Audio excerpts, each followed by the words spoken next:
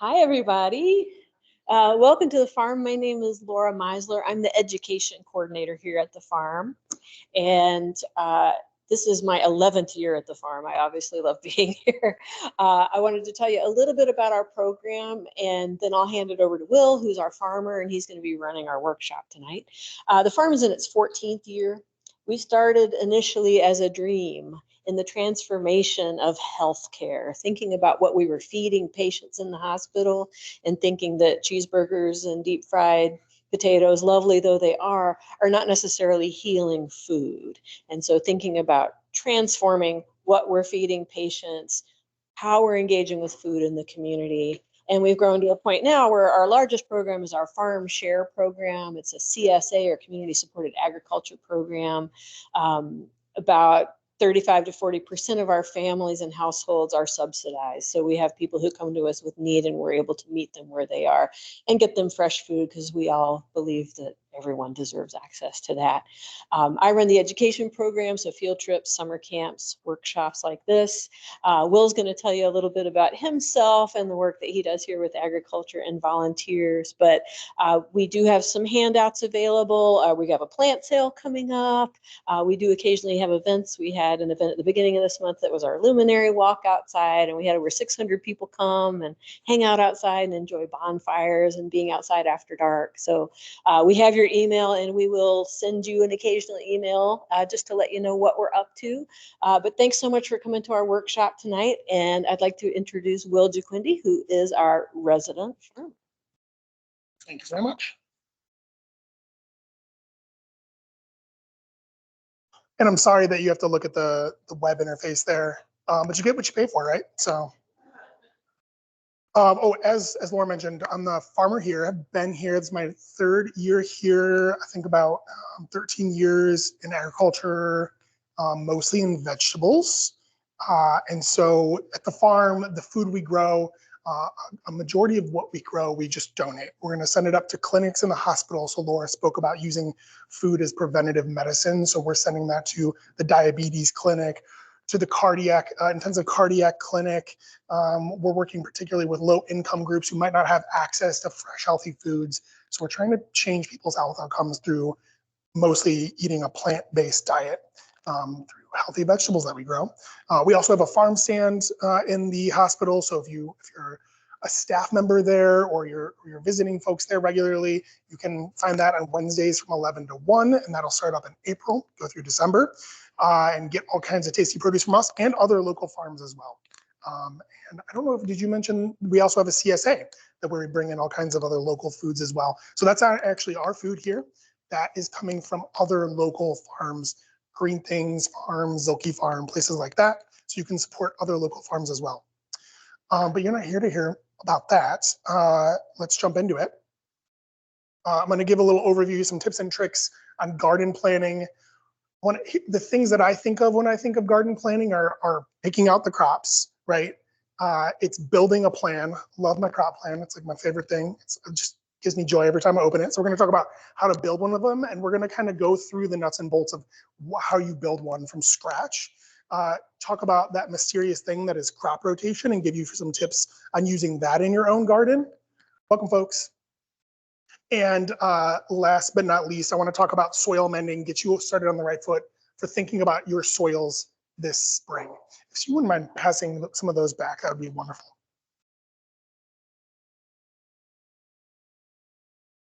So before we dive into the nuts and bolts, it's really easy to get lost in the weeds. I do it literally, figuratively all the time.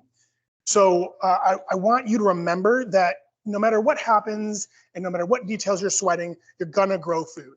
Unless you grow like one tomato and you kill the one tomato plant, maybe you won't then. But as long as you grow more than, like, let's say 3 plants, you're gonna have some measure of success. So really this is all about learning and growing more, and finding a process to become better growers. So you're gonna grow food, you're gonna have fun with it. And that's the second point, is just enjoy yourself. So whatever you enjoy doing in the garden, you need to focus on that. So if I give you a recommendation that you're not excited about, for instance, I had a volunteer the other day tell me that she just loves weeding on her hands and knees. I can't believe that that's something that somebody would enjoy. because all my recommendations are use a long-handled hoe, stand upright. But she loves being on her hands and knees, and I'm not going to take that from her. Okay, so if I say something to you and you're like, that just interferes with why I do this, then don't do it the way I said to do it. Continue to do it the way that you enjoy doing it. But I want to introduce you to my biases. I'm a farmer, right? I've never really gardened in my life. That's the crazy. I'm putting on a garden workshop and I've never gardened. I've only ever really grown for commercial production, and in this case for donation. So when I think of growing food, I think about the commodity is my time, maybe to a lesser degree space, but I want to do things efficiently. So that's what I want to give to you tonight, is maybe some tips and tricks to save, well, your bodies, your backs in particular, but your time as being one of the most valuable things. Which I think often when we're getting gardening advice, we're maybe not getting that aspect as much. We're getting the fun bits or the space saving bits, but maybe not the time bits, which is what I really like to focus on. So those are the overarching ideas I want you to keep with you. Some subheader ideas. I want you to keep it simple and keep it small if you're just starting out, or even if you're in your second or third year. It's really tempting to want to just do it all, right? The seed catalogs come in the mail and we're like, oh, I can plant this and I can plant this. There's like 600, 700 varieties in there across 50 plus crops. So I can't grow it all. You guys can't grow it all. So check yourself early in the season, take a measured approach, have fun. We'll talk about like what a reasonable amount of new and fun stuff is, and how to like know if you're on track for a reasonable season. But it's really hard to keep track of lots of varieties. It's really hard to keep track of all these different things. So if you're starting out or you really want to focus on producing food successfully, keep it simple, keep it small. And then I'm going to harp on this later. You also need to keep track. We're really bad at remembering things. It's just, we're horrible. I know I am. So if you're not recording these things in some way, somewhere, I'm going to go into a couple systems about how we can do that. Because in 3 or 4 or 5 years, you're going to have almost entirely forgotten what you did this year.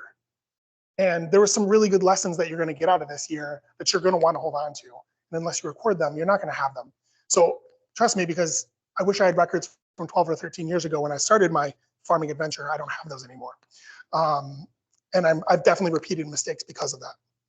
And the last tip is, despite keeping it simple, despite keeping it small, always being willing to take risks and experiment a little bit, because the stakes are generally pretty low. You're growing hopefully just for yourselves. Maybe you're thinking about going into a small commercial production, but you have to maintain some amount of space, some amount of energy and time for experimenting and learning. Otherwise, you'll never grow. Not to be cheesy, sorry, it's low-hanging fruit. So actually, a quick poll of folks. We do have a survey at the end for you about this presentation, but I want to, for folks here who are just growing, let's say you have a garden, you've gardened for 5 or more years. Okay. You have a garden, but maybe you're fewer years than 5. Okay. Does anyone not have a garden and is thinking, I'm dipping my toes in, let's see. Cool, a couple hands, awesome. So we've got folks across the spectrum of experience and circumstance. So that's wonderful, and hopefully I have enough for everybody here to take something and glean something. So when you're thinking about the crops that you're growing, here's some things I want you to think about. I want you to first think about, what are you already eating? What are you putting in your mouth already?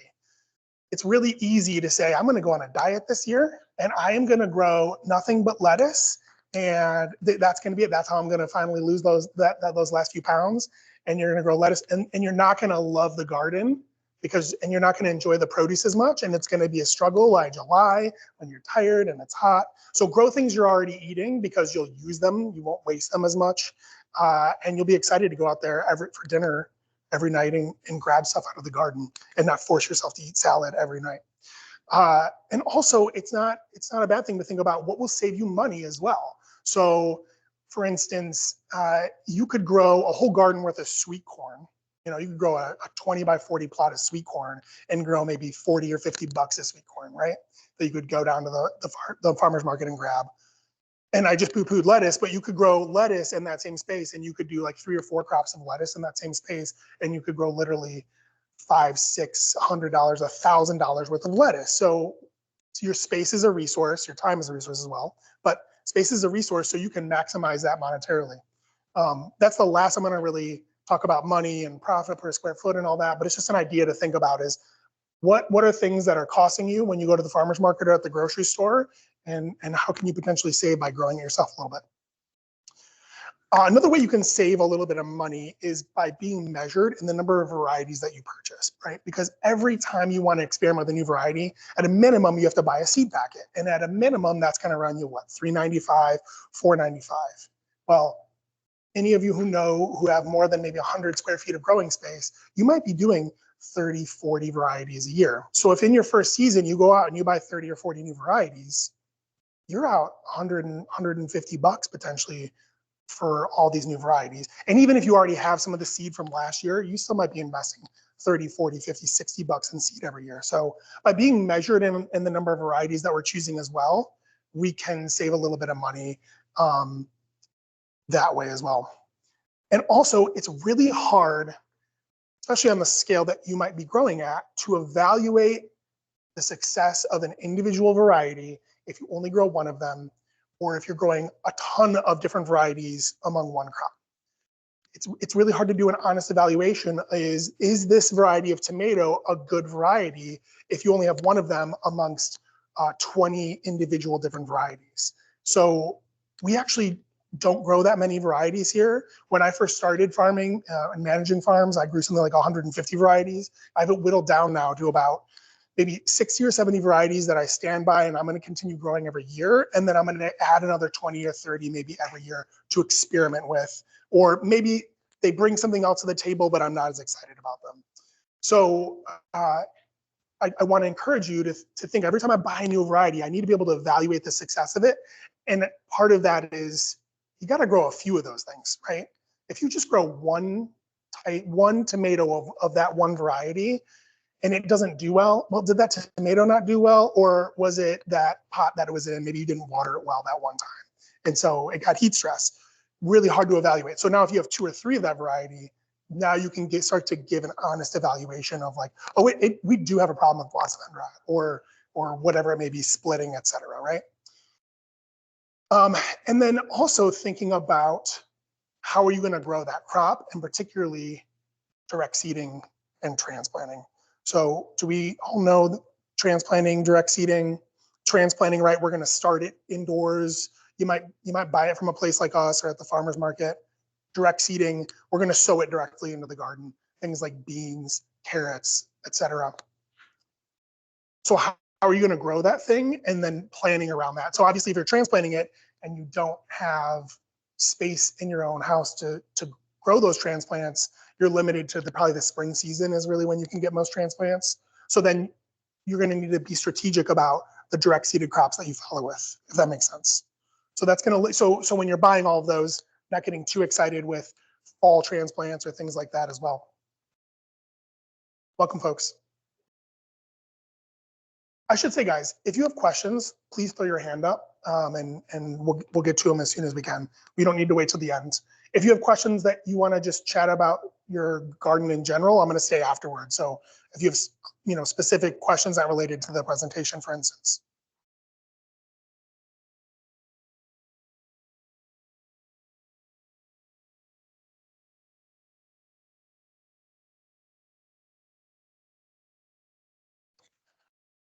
All right. So if you're just starting out, second, third, fourth season even, so for instance, I was at farm stand. We had a pop-up farm stand the last week, and we had parsnips. And somebody's like, "Oh, I've tried growing those a few times, and I'm going to try again this year." And I was like, "Please don't try growing parsnips. They're really challenging crop to grow." And so this is a list based on my experience and kind of what I've seen among gardeners. Doesn't mean that if you have had troubles growing one of these kind of easier crops, doesn't mean that you're a bad gardener or anything. There's certainly obstacles among those crops that can cause hiccups. And likewise, if you grew one of the challenging crops, you're not an awesome, amazing gardener by default either. So everybody's situation is different. But I think on average, most folks are going to find the beginner crops easier. They tend to be transplanted crops. They tend to have larger seeds, so they germinate strongly. They come up strongly. They don't suffer from germination issues.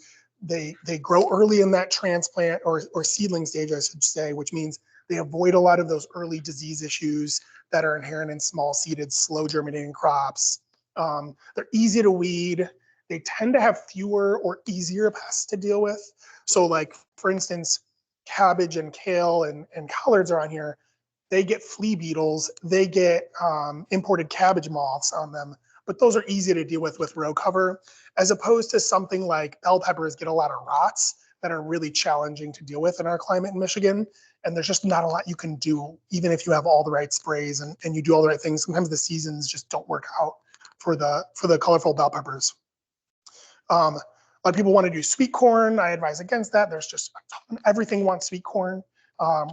The birds land on the top and they peck the tops off, and you just get like a third of an ear ruined. And again, it's just so cheap, so it's easy to go to the farmer's market and get it. Direct seeded, small seeded crops. So I poo-pooed parsnips. Carrots are kind of 1B for being challenging. And so these crops like carrots and parsnips in particular, I would put beets maybe right below them even. They take a long time to germinate.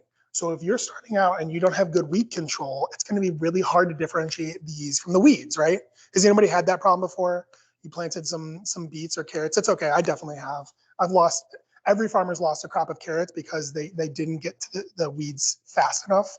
So if you're just starting out, I recommend away from those small seeded ones. Give yourself some grace.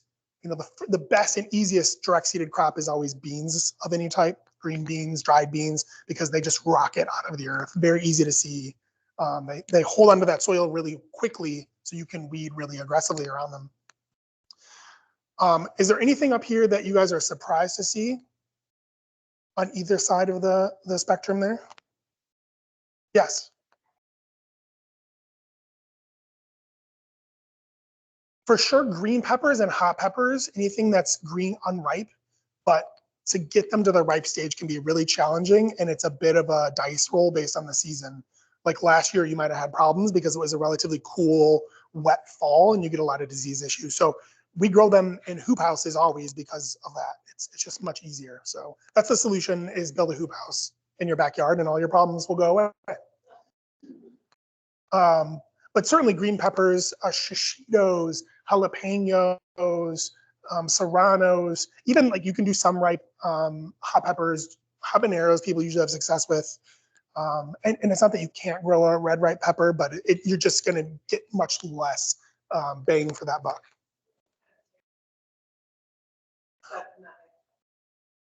You've had not good luck with potatoes. What are the problems that you've had?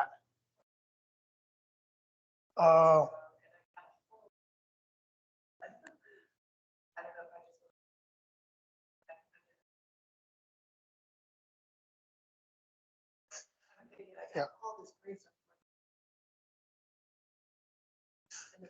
Yeah. Okay. So she said that you had problems with sweet potatoes, which aren't true potatoes in that sense. They're a whole different crop and a whole different family. So standard potatoes, you know, red skin potatoes. My favorite to eat is a German butterball potato. Usually like smaller-ish potatoes. When you get the really big ones like russets, some of those varieties can be challenging just because they're so large and they're attractive to pests and grubs. So sticking with a mid to small size potatoes, early season potatoes, when you buy potatoes, let's say early, mid, and late. So later maturing means that they have more exposure to pests and diseases, right? So the earlier, for any crop, for potatoes as well, less chance to get fungal diseases and whatnot. Sweet potatoes are a total pain in the butt. They're not even on here. I wouldn't even recommend them. They're cool, but yeah, they don't always work out with every season. Voles love to eat them. I have trauma around sweet potatoes. We grew like 800 feet of them one year at a farm, and I just, why did we do that? Yeah. Oh, that's a whole nother, that's a paid lecture though. I mean, I have traps out, but they can be really challenging, and definitely early in the season when they're very hungry, or late in the fall when they're very hungry. So I use the plastic little traps that you can bait. I don't know that there's really a live option for them, and they're very numerous, so you need lots of traps all over the place.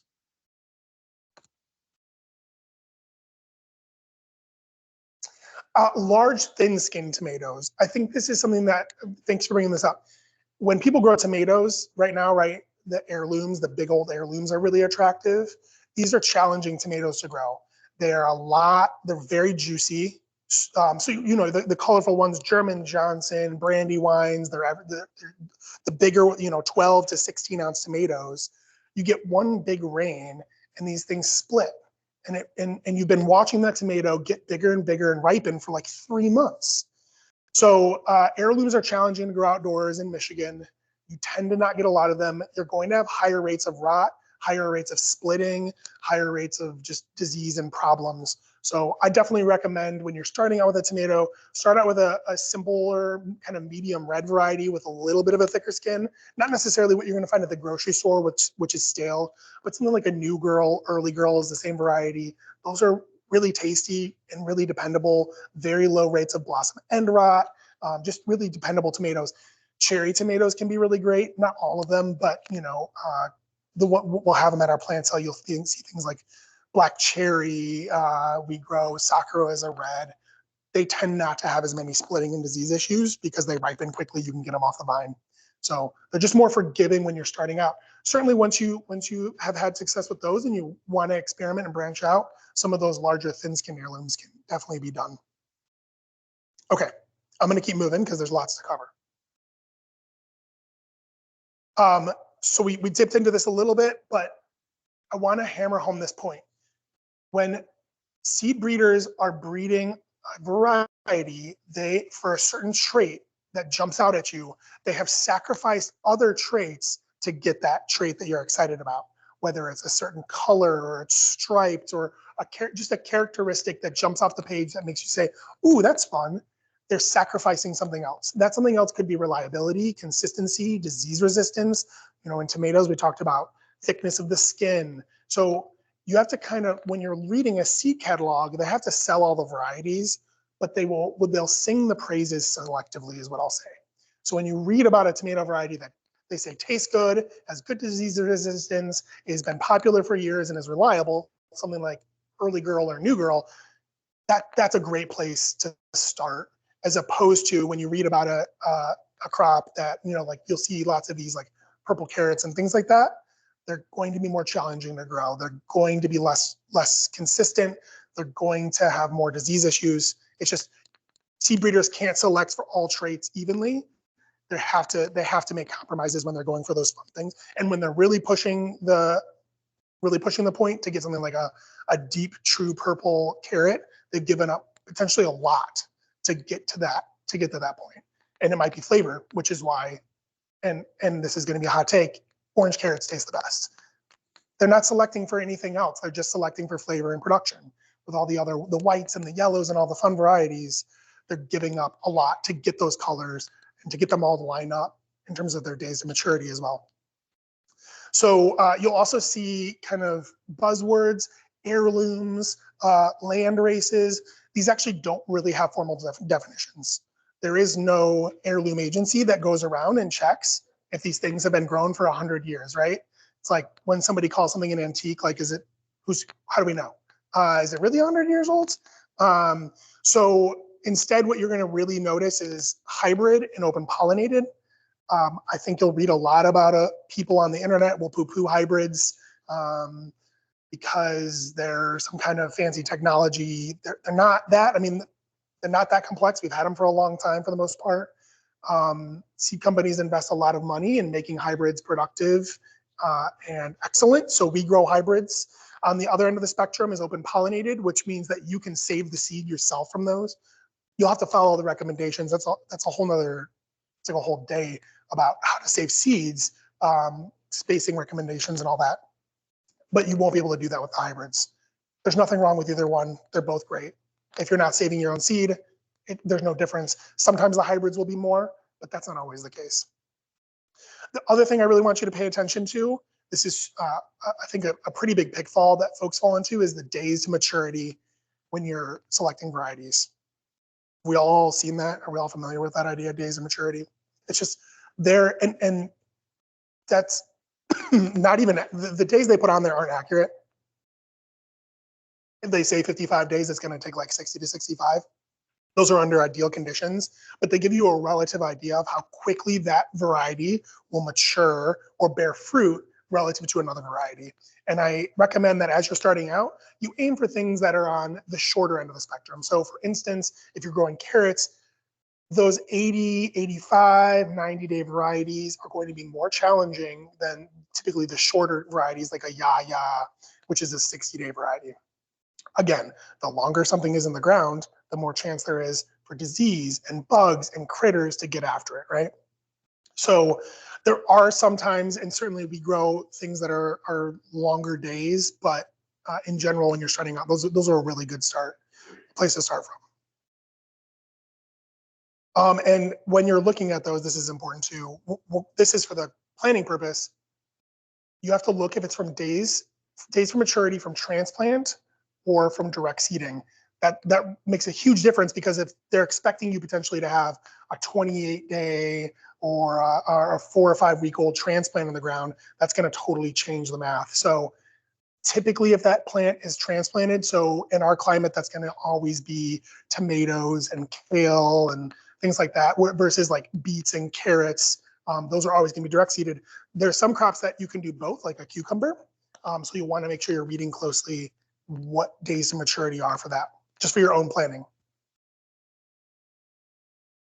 So we're going to start getting into the nitty gritty about planning a little bit here, now that we've kind of done an overview of what we might select. So is anyone here already doing a crop plan for the garden? I'm curious.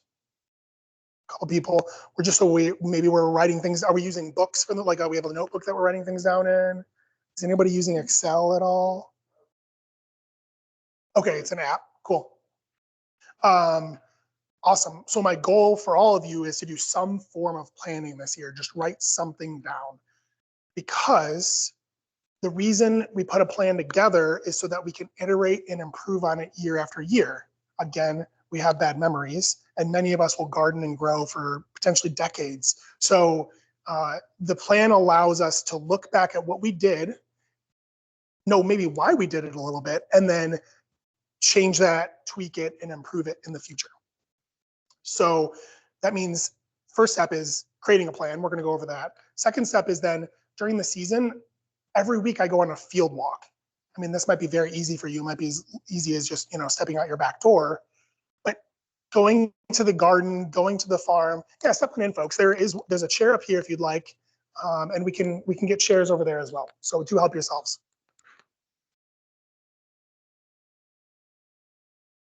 So go to the garden at least once a week and just walk around with no expectation of doing any work in that moment, and just observe and just see what's in bloom right now. Look for disease. You'd be amazed, even if you just have maybe 200, 300, 400 square feet, how many, if you're just going out there to pick for a couple weeks, and you're just in the middle of summer because you're busy and you're just doing a quick harvest every few nights to grab things, how diseases and weeds and issues or good things could be cropping up that you're not going to notice. So I think it's really important that you take time at least every week, if not twice a week, to just go out, take a notebook. I use the Notes app on my phone. There's lots of different ways. If your app that you're using has something built in, and just observe and record what you're seeing, so that next year you can also look back, or when you're planning, you can look back and be like, so if I planted the carrots then what stage were they at? Or I noticed this disease crop up after this many days that I planted it. Those kind of observations. And the more you do it, the more you'll understand what kinds of observations you should be making too, which can be kind of hard at first. Like, what should I be observing? That will come with time for sure. I didn't even finish the dang slide. You really are getting what you pay for. Okay. Then it's important to have this in an accessible form, so that when you're making your plan, you can look back on that information. You can look back on your observations, and you can build that into the plan in the future. So we're going to talk, we need to have some common language here so that we can talk about plans together and get to this exercise that I have for you. So I think about gardens and farms in beds. So we use this term bed pretty loosely in gardening, but in farming, we're referring to, you can see them in the picture there, they're strips that we're planting into. Ours, I think a bed is 5 foot wide. That, do I have, that's on the next slide. We'll get that in a sec. So a bed then, regardless of your width, 1 foot of that. So you see the buckwheat there, that doesn't matter how wide that bed is, 1 foot of that buckwheat is going to be considered 1 bed foot. Likewise, we have 3 rows of carrots next to it. It doesn't matter how many rows, same width of bed, that's 1 bed foot there in the long dimension, in the length dimension. So half a bed, so we have an 80-foot bed, it's 80 foot long, so half a bed is 40 bed feet is how we're going to talk about this. And that's how we record and track how much of everything that we grow. Making sense? Our beds are roughly, the common bed sizes that you'll see are 30 inches, kind of on the small gardening scale. To farm beds will be 48 inches. Although when you get into row crops, they can, like you're doing pumpkins, they could be 12 feet apart, which is kind of wild. But 30 to 48 inches is pretty common. So if you're designing your gardens, that's a decent place to start. If you go too wide, like 48 inches, that's pretty wide and can be hard to reach across. So ours are actually a little bit smaller than that. And if you're not, you don't have very long limbs, or maybe you don't want to do a lot of leaning or bending or reaching, then you might go narrower. If you're comfortable using hose and you have long-handled hose, or you're more comfortable with that physicality of reaching in, you might consider going a little wider and minimizing the amount of aisle space that you use. So that's the other part of a bed, is we'll have an aisle. Ours are about 16 inches. I think I have that on the next slide. And then I really want to encourage you to make your beds as long as you can. So everyone who's ever envisioned a garden has opened up a page of paper, maybe graphing paper, and like started doodling this beautiful flowing garden and landscape, right? And it's going to be so gorgeous, and there's going to be curves. We want everything straight, and it's going to be boring. And we want to make our beds as long as possible. We don't want to break them up needlessly into sections. Every time you add an intersection or an aisleway or a pathway, that's another area that you have to manage that's not growing. And believe me, it's a total pain in the butt. So every border you have with lawn, the grass is going to creep in and make your life challenging. So it's better to just have one square or rectangle and then divide that up into the longest bed sections that you can manage. And then later, when you have really good weed control, you're more confident in your growing and you kind of know what you're doing, you can get some fancy shapes and do maybe a figure 8 or something crazy like that. But there's a reason almost every farmer in the world does straight long rows. They're easy to manage.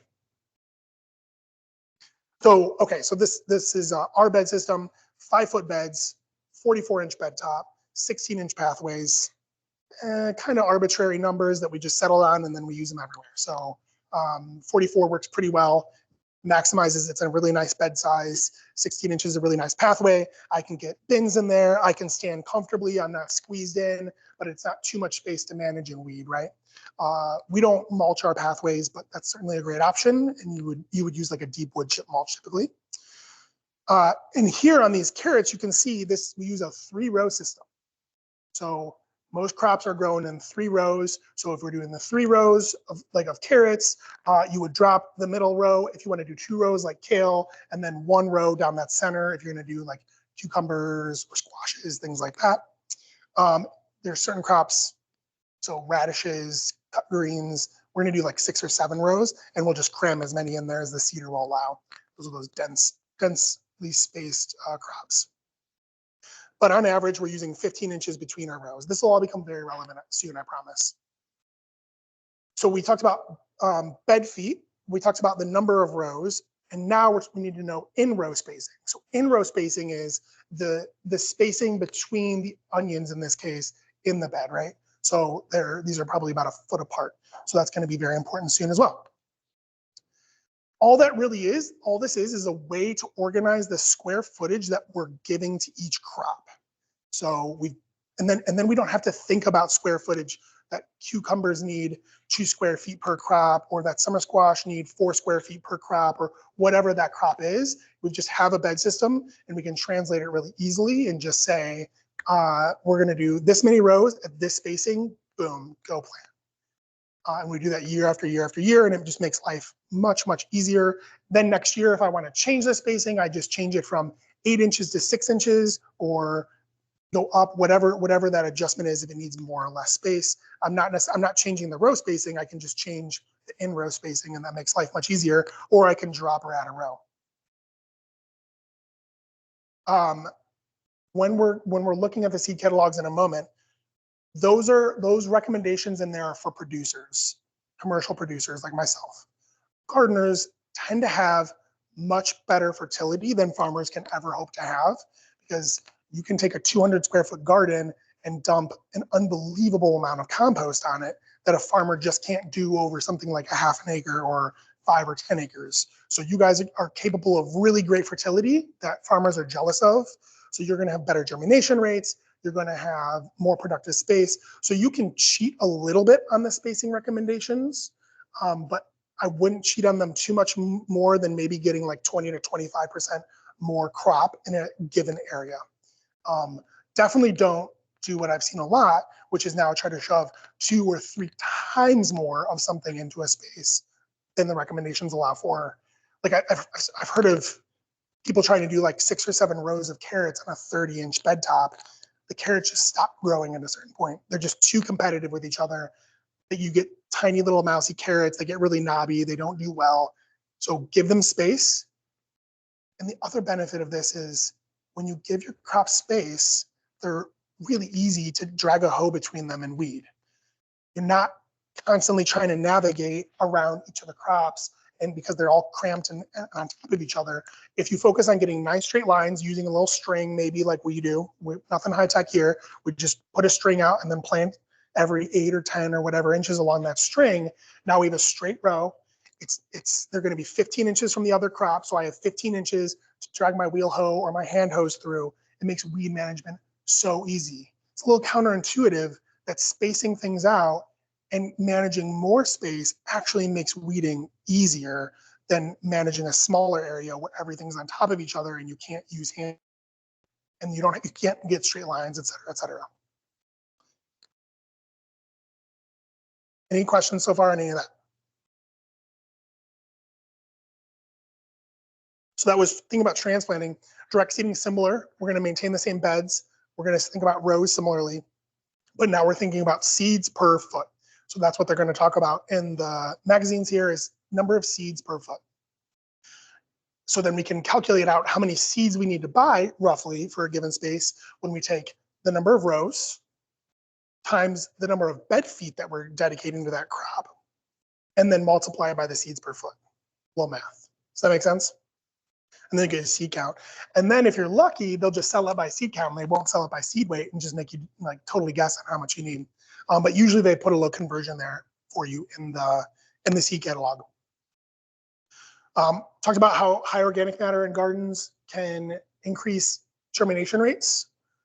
Likewise, in warmer weather, that increases germination rates. Cooler weather decreases germination rates. So when you're seeding this spring stuff, go heavy, have a heavy hand, go in thin later, but cool weather promotes what's called damping off. So you tend to have germination issues in the spring, not as much in the fall because you're seeding into warmer soil. And then in the summer and the fall, you can back off a little bit on those seeding rates.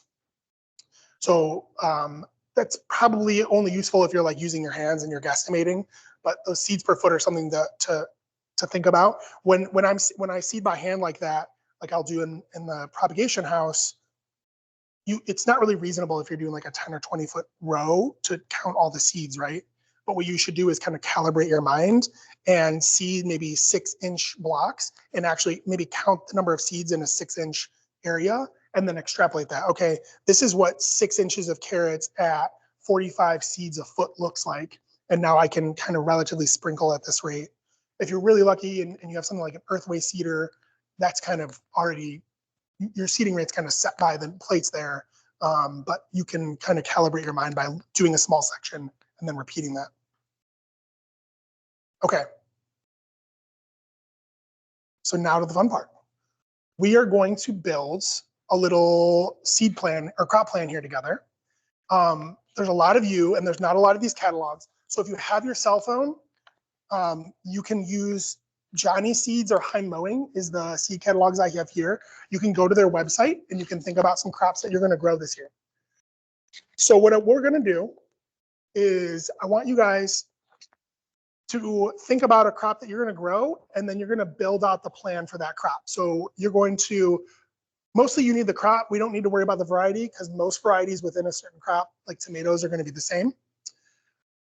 We're going to think about the date that you plant it. So we'll back up a little bit here. Got excited. I was ready to hand these out. Our frost-free date here, well, not this year. It could be right now, honestly. We could already be there. But typically it's around May 9th. I have a link on your paper there if you're not sure about a frost-free date, or if you live kind of far afield, or you move somewhere fun and exciting, that can help you calculate your seed starting date. But usually we're looking at that second week in May.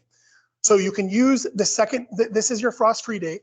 And then in there, when you go into the seed catalog and you find a variety, they'll tell you relatively, and Johnny's is nice, they highlight it in green, and they'll tell you how many weeks before or after the frost date to seed. And so then you're going to put the field date is going to be when the seed goes into the field as a transplant or a seed.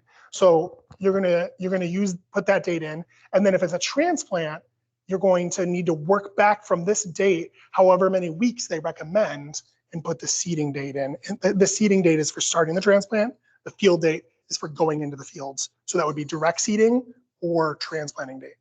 Does that make sense? So that's the dates. The bed feed is an imaginary number that you're going to make up. It's whatever you want it to be, and it just allows you to do the rest of the math on this. So it could be 20 bed feet if you're growing a good bit of something. Could be 5 bed feet if you're just dipping your toes in with it. So just throw a number in there, that number of bed feet that you might think. Or the other way, you can work backwards too if you know the number of something that you want to grow. Say you want 100 onions, you could actually work back to the number of bed feet of onions that you need to allocate to onions based on the rest of this. The number of rows, you're going to look at the recommendations in here. If you know your bed size and relative row spacing, you can plug in your own rows, or you can just use our row spacing, which is 15 inches between. You can go on, these are both great companies in terms of finding the specs. So Johnny's and High Mowing are excellent. I've never had any problems with their recommendations. These are definitely more grower oriented, like commercial producer oriented. So it's really backed by extension and science and well tested. But you can go in your free time and finish that out. So I think that was that seemed like a challenging exercise, was the general consensus that I was seeing. And the point wasn't to make you stress about math. Remember the first point that I said, the very first thing I mentioned today is you're gonna grow food and then have fun. So the idea in introducing that idea to you was that when you plant things in the garden, there are recommended spaces that you can build a design to your garden beds to make spacing easy. And once you do this once and you get it into your plan, you don't have to redo it every single year. You don't have to dig up the information, what the spacing is for those crops. You could probably cheat and use there's some websites out there that might give you quick and dirty spacing guides.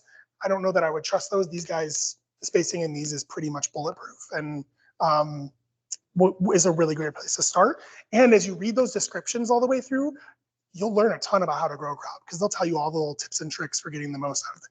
They'll mention that celery needs to have the daylight water out of it, so that you can get the most out of that. So I want to show you real quick what a crop plan can look like. I know that Excel is not that fun. You could probably use it for work. It's probably you just see it and maybe it's triggering, but it is the easiest thing in terms of being able to use the same data year to year and make little tweaks. If you really don't want to use Excel, I get it. Put it in a notebook, but the problem is, now if you want to change something, you're either crossing it out or you're erasing it, and you don't have a record maybe of previous years, or you have to redo it every year, and that's a ton of work. But if you find joy in that, then feel free to rewrite your entire crop plan every year. I don't find joy in that. So I use Excel because I can tweak it. And now I have a record of 2023, but I can have my 2024. And so it's just a little bit more complex version of what you just saw, right? So we have our crop. We have a variety. I'm using week numbers here instead of dates. That's a whole reason behind that, but these are dates here. My transplant, that's my field week, right, is here. I know when my harvest is going to be done. So this is just a little bit more of an extrapolation of what you're already doing. I've got seed count further down. It calculates the number of trays in the prop house. That's all quite fancy. You maybe don't need all that, but this is a basic layout of what you can do, and you can make it work for you. The beauty of a system like this is as you build a little bit more complex of a garden, and you work up to being a farmer, because that's what we all want to do, right? Is we want to retire and be farmers. Is now we can do fun things like we can sort based on our greenhouse seeding week, or we can sort based on our transplant date. So I can now quickly build a seeding plan. I can build a transplanting plan. So there's some things that using Excel unlocks that a notebook's harder. But again, I know that having a notebook with all your garden stuff in it is really fun. So I won't fault you for that. I don't want to go too deep into the weeds on this because it's kind of complex, but someone kind of understand the general concept here of how we might use a tool like this in the garden?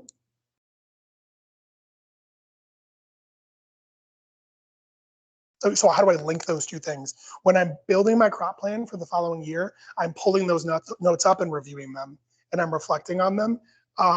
So I have a notes section at the end here, but I'm not often using that. So it would be something like, one of the things that I'll experiment with when I'm planting, for instance, this year, for many years, I've just done 3 rows of carrots per bed because it's really easy to control weeds with just 3 rows of carrots. But I'm noticing that, particularly with this variety that I like, the canopy's not closing when we harvest. So I think we might be able to squeeze another row in there. So I'm going to do 1 bed at 4 rows. So if I really like that, next year, I'll put in my notes when I do my field walk what that's like when we harvested, or how that is for weeding, et cetera. And then when I go do my crop plan, I'll just go change the number of rows. And now for this new year, because I'm actually just going to copy this whole spreadsheet and make a new 2024 version, which is what I did, or a 2025 version. And then I'll know when I look back in the past that would have been different if I care to review that. And you can see those changes over time. Does that make sense? There's not really a pretty way to you can use comment functions, you can highlight things, but then it gets really messy over time. I find it's best to just do this and then have the notes. You can build like a little Google survey for yourself, and then that'll catalog it as well. And that's one way to do it. So you guys are seeing that this is the data. This is how we space things. You can put, by the way, sorry. If you do have a seeder, you could put the type of seeding plate that you put in here. You can calculate out the number of seeds you need to order for direct seeding things. I've had in the past notes about if I need to put row cover on it. My flower plan will include notes on if I need to pinch it, or if it gets covered with vermiculite. Flowers have a lot of finicky things to them, so those notes are even more important with flowers. But that doesn't tell you where things go. So you just need a field layout about where am I going to put the thing. So this is like an arbitrary bed numbering system. And this is the most simple version of your field layout. So if you had 8 beds, or if you had a single bed, a 4x4 raised bed, you might break it down into 4 sections, and sections 1, 2, or you go east, north, west, south, whatever, bluebird, mockingbird, whatever system floats your boat. And then just break it up into summer, spring, summer, fall, roughly, right? So that would be the most basic version. That's going to help you identify where are the gaps, how much can I actually plant. This is actually really useful because you can often get crops in the spring or the fall, something like tomatoes maybe, or a late succession of cucumbers or beans, and being able to get a spring crop in. After a little bit, when you're feeling a little bit more ambitious, you can do this version, which gives you a week by week view.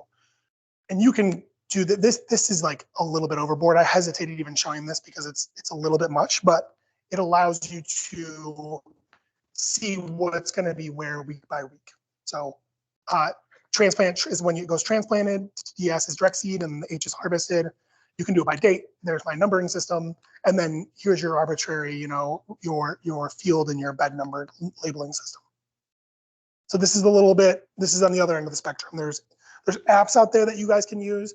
The reason I use Excel is because I'm very confident that in 30 or 40 years, when I'm still farming and my back has gone out, that I can go back and still reference these records.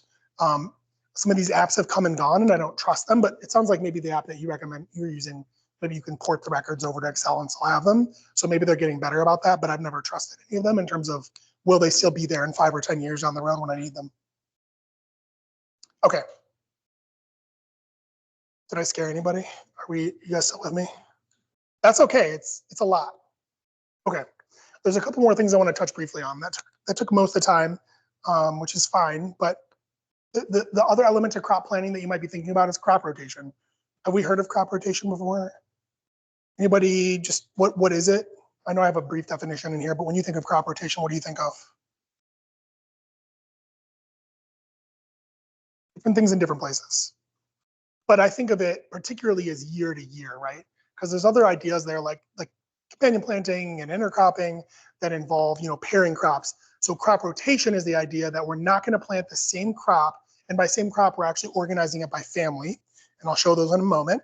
We're going to not plant the same family in the same place for a minimum of 3 years. So that means if I put beans in this bed one, I'm not going to plant beans the next year or the next year, but 3 years later, and technically it would be year 4, I could put beans back there again. And that's a minimum. There are things that we're rotating for that we might go longer. There's up to 10-year crop rotations actually. The benefits of crop rotation are many, but also you can kind of go wild trying to chase down why you would crop rotate. So you want to focus on having a reason. But the main reasons we crop rotate are there's advantages to managing weeds, there's advantages to managing pests and diseases, and there's advantages to managing nutrients. And there's a couple of big ones that we're going to just briefly highlight. So again, we want to rotate by family every 3 years. We want to follow legumes, which fix nitrogen and provide nitrogen to the following crop with a heavy feeder. Those would be things like corn and tomatoes and potatoes, and broccoli is quite a heavy feeder. You can look that up online, what heavy feeders are. Light feeders tend to be things that are quicker. So lettuces are light feeders generally because they're in and out of the soil so fast. Carrots aren't too bad. And then a lot of things are kind of in the middle there, cucumbers and such. And then recording management problems so you know what you're rotating for, because you might be told that you need to put this followed by this, but if you don't have that problem, then maybe you don't need to rotate for it. If you don't see any leaf mold, you don't need to rotate for leaf mold, right? Does that make sense? If you have powdery mildew, do rotate for powdery mildew.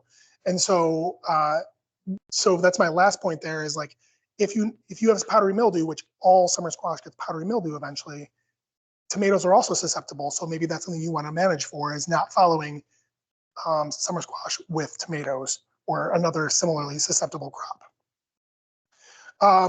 Other things not to be careful of that are big ones, following a weedy crop with a small direct seeded crop. So winter squash, it's super viney.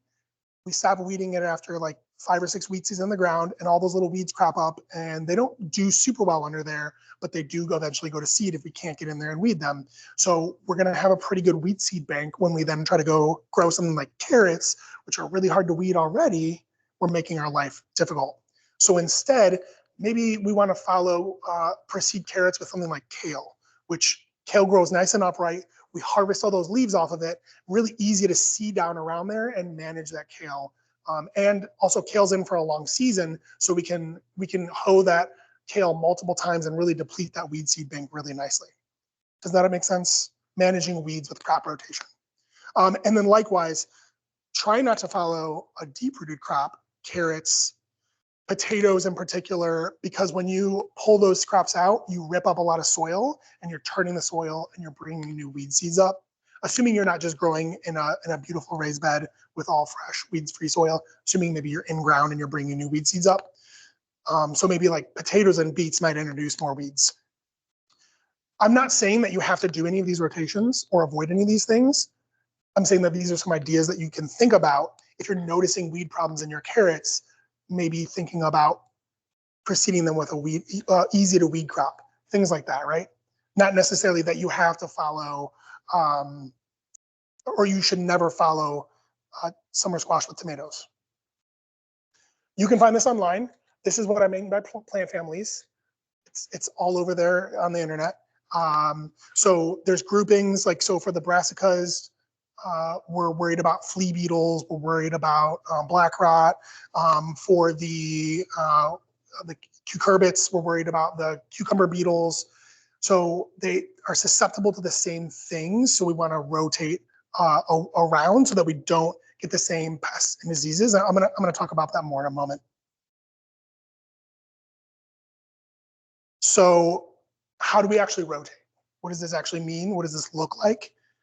I like to start with my most important or your favorite crop, and for us, that's always tomatoes. So I'm gonna go into my crop plan. I'm gonna put the tomatoes where they're going to go for the season.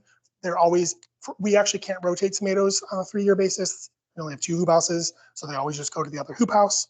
So that makes it easy, and then I work out from there, because before tomatoes, I'm gonna put in my cut greens, because that's the thing we can sneak in before tomatoes. So then the cut greens go there. Well, if I'm growing cut greens in hoop 1 this season, because tomatoes are gonna go in after that, now my kale and all my longer term spring transplants are gonna go in hoop 2. And so then if my longer term transplants are in hoop 2, that means my late succession pole beans and cucumbers are gonna follow the kale, so they're also gonna be in hoop 2. Does that make sense? So I'm building that. Now, once you put one block in place, it's like when you're doing a puzzle. You don't just grab a piece and start going. You start with the edge pieces and then you go from there. And that's the same concept. Is you're just anchoring your rotation with that one crop, which tomatoes are a great place to start because we love them. And then you're going to look back at least the last 2 years if you can in that crop plan that you've dedicated so much time and energy to, and look, where did I plant? What did I plant where? And see if you can avoid rotating things. And then rotating for a specific reason is really important. Again, recording the pest and disease problems you have, and then figuring out, is the next crop susceptible to that pest or disease so that you can avoid it. Sometimes you can't. So like powdery mildew is kind of everywhere, so sometimes you're just going to get it. I mean, you might not be able to escape it entirely, but maybe you can reduce it a little bit by being smart with your rotations. Nutrient use, heavy feeders, we talked about that, legumes. And then when you're avoiding insects, this is really important. Even in a farm, we're a small farm, we can't outrun the insects. So cucumber beetles, flea beetles, potato beetles, they're very mobile. They're capable of traveling hundreds of yards, if not miles. They're gonna find the crop. So we need to rotate and then protect them with row cover, so that when we, in the spring, when the flea beetles emerge, when the potato beetles emerge, whatever it is, they're coming up away from where the crop is, and then they have to fly to find the crop, but then there's a physical barrier.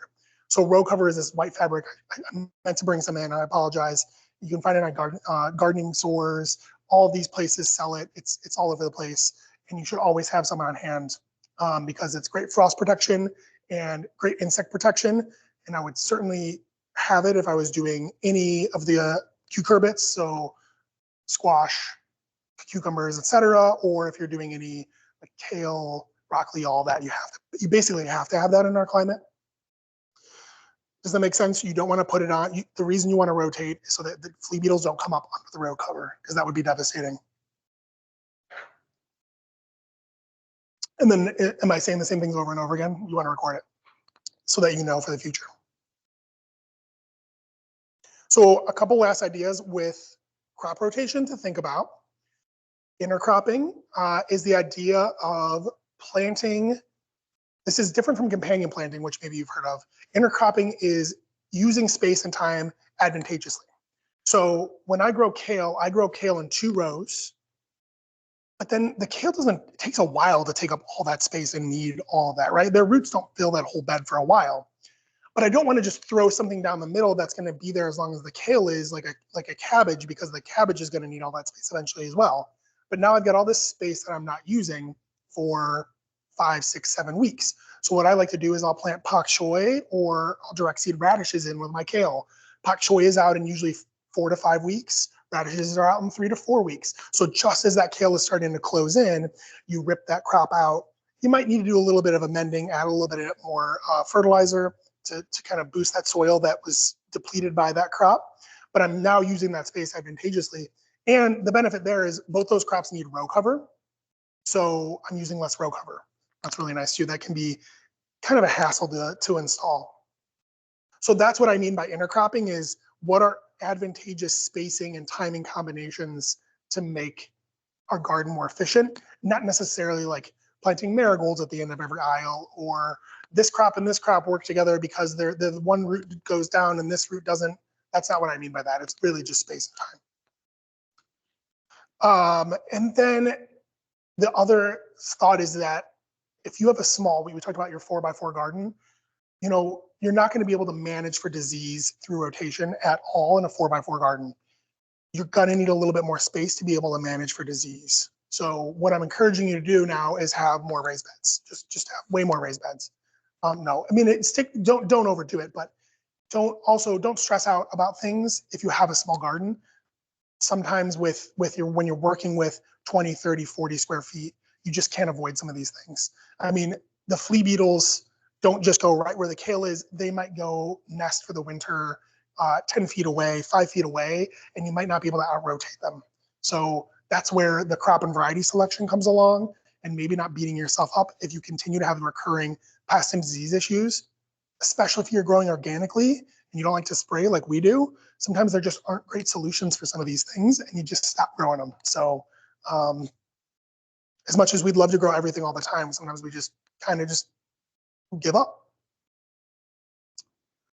Okay, the last subject, and I don't have enough time to really give this justice, but we're talking about garden planning, so we need to think about soil building. Soil testing, if it's your first year, for sure. Second year, not a bad idea. And then every 2 to 3 years after that, to get a soil organic matter test. That's usually an add-on. I know MSU Extension just stopped doing their testing. Shame on them. That's ridiculous. But there are A&L Great Lakes is a lab.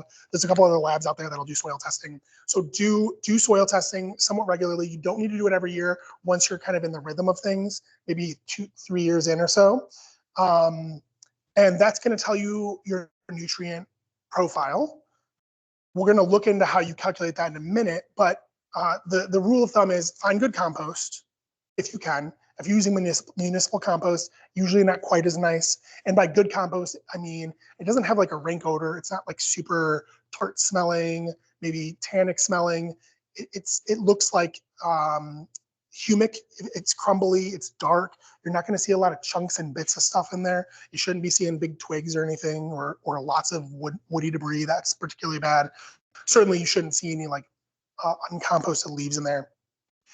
You're putting a nice big layer in. You do not need, by the way, quick aside, raised beds are great. They can be great for, when I say raised bed, I mean like with wooden sides and whatnot, or metal sides. They're fantastic because they heat up earlier in the spring. They make managing everything a little bit easier, but they're expensive. So you don't have to have them. If you have halfway decent soil in your backyard, and by that I mean, if you're not growing on a parking lot, you really don't need a raised bed. So don't feel like you have to invest in all that compost. You just need 2 or 3 inches. And that's what we do here. We have very heavy clay soil here. It works great. We put 2 to 3 inches of compost down, and as long as we don't have a once in 100 year flood, we're going to be okay. So, and then every year we'll follow with about 1 inch of compost. We might reduce that after 5 or 6 years of that bed being built. We'll just kind of play up that year. And then compost is great, provides a lot of phosphorus, provides a lot of potassium, does not give us the nitrogen that we need. So we need to be adding nitrogen regardless of how much compost we have. It's just compost is usually very carbon heavy. It's usually made out of feedstocks like wood chips and leaves that soak up the nitrogen in the soil. So you need to be amending with some amount of nitrogen. And how much is it's very difficult to measure, and the soil test will not be able to tell you because it's very ephemeral in the soil. So your soil test will not tell you how much nitrogen you have in your soil because it can't. It's gone almost as quickly as it's created in the soil. And that would be a whole nother workshop to go into nitrogen and nutrients in general. This is in your sheets. Little calculator here you can use. If you go down here, you look at your soil test. It'll tell you the N, the P, and the K. K is phosphorus, P is phosphorus. K is potassium, P is phosphorus, and nitrogen. That's pounds per acre. You can convert it to pounds per square feet is lovely. When you do your soil tests and you know your soil organic matter percentage, every 1% of soil organic matter is worth 10 pounds of nitrogen. So every 1% of soil organic matter is worth 10 pounds of nitrogen. That soil organic matter slowly breaks down over the course of the season and trickles nitrogen out. So if you had 6% organic matter, which would be really nice for a farm field, might be a little low for a garden, that would give you 60 pounds of nitrogen over the course of the season. So you would only then need to amend 90 pounds of nitrogen for the course of the season. Does that make sense? And the other thing you want to think about is you don't want to just drop 90 pounds of nitrogen in right at the beginning of the season, because like I said, it's very ephemeral. It's there and then it's gone. So you would want to take that 90 pounds and then you would want to portion it out over a minimum, I would say, of 3 or 4 amendings. We call them side dressings. So if you're every time you plant a new crop, if you're doing something like lettuce, you put a little bit in. If you're doing tomatoes or a long season crop, you might add a little bit, 2 or 3 over the course of the season. Tomatoes are the only one that's a little different. Once they start fruiting, you need to be doing phosphorus instead of nitrogen, but that's the main one where that's different. So that's on there. Play with that. There's a lot to learn there. I don't want to go too deeply into nutrients and soil because it's a whole thing, but I promise good compost, regular nitrogen is pretty much all you need. There's not that much more to it. You don't need all these fans. There's lots of products out there that cost $50 for a bottle, and they promise if you sprinkle it on there, you'll see a 3% yield increase. You don't need the fancy powders and the juices. That's all we use is compost, a little bit of nitrogen, and then phosphorus for the tomatoes. And if my soil test report comes back that I'm deficient, like we found out we were a little deficient in magnesium, we put a little magnesium in, but not much. That's the secret sauce. That's all there really is. Okay, I know you guys are tired of my voice. You've been very patient for an hour and a half. These are the last few things to think about that if I were starting a garden for the first time, that would be really good to know. I talked about getting row cover, getting the 1/2 ounce row cover. That's the insect protection grade.